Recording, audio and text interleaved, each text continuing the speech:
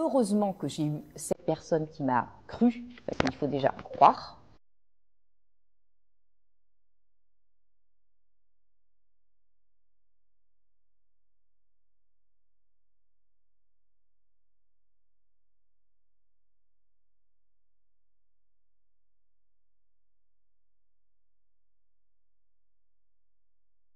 En fait, la soumission chimique, c'est, on va dire, un des outils qui aide les prédateurs à, quelque part, mettre les victimes dans une sorte de cage. Il y a un terme qui existe, ça s'appelle le contrôle coercitif.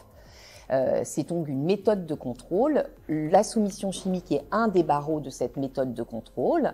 Les violences psychologiques, les violences économiques, le fait par exemple d'isoler un individu de ses parents, de ses amis, tout ça c'est des méthodes en fait qui sont utilisées par ces prédateurs.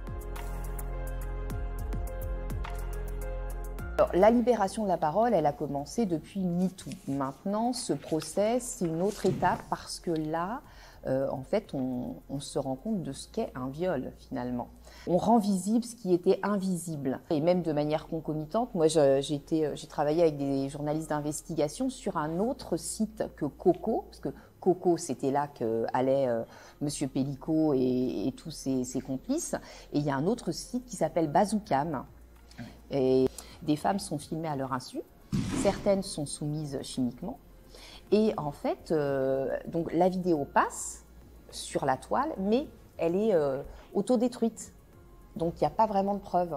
Ça c'est gravissime aussi.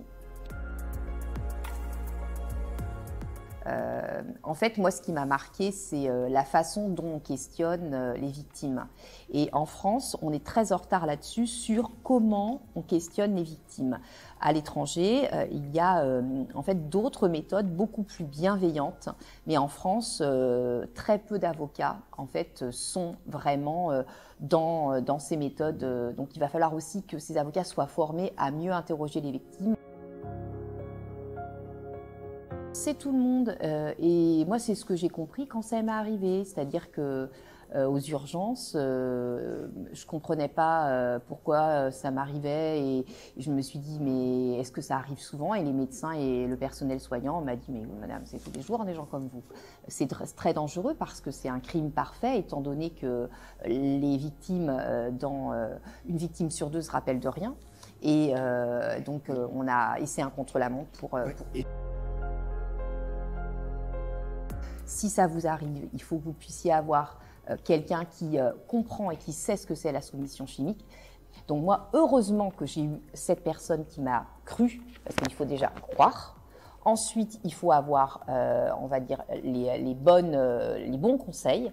Et ensuite, eh bien, le problème en France et en outre-mer, c'est que si vous êtes loin d'un hôpital, bah, vous avez que vos yeux pour pleurer. Moi, j'étais à Paris.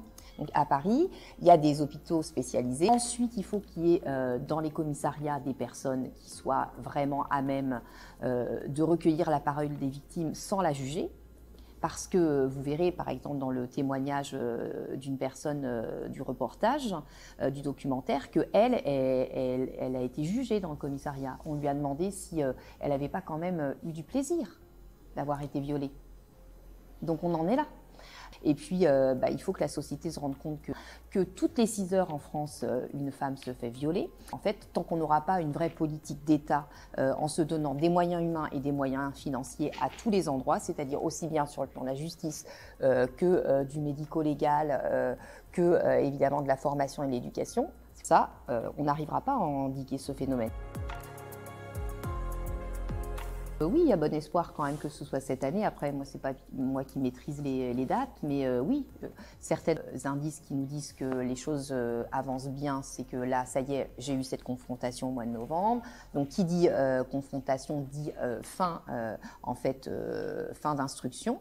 Donc, les conclusions vont être données par les juges très prochainement, et je pense qu'au courant du printemps, on devra avoir une petite idée sur la date du procès. Ce qui m'a aidée, c'est que moi, j'ai jamais eu honte. Parce que moi, j'ai quand même eu une trahison. Enfin, c'est quand même quelqu'un que je connaissais depuis 10 ans. Donc, il y a cette trahison.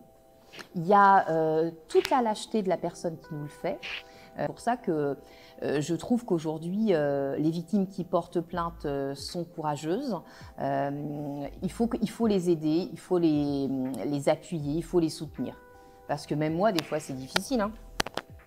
Je ne vous le cache pas. Je ne vous cache pas que c'est difficile.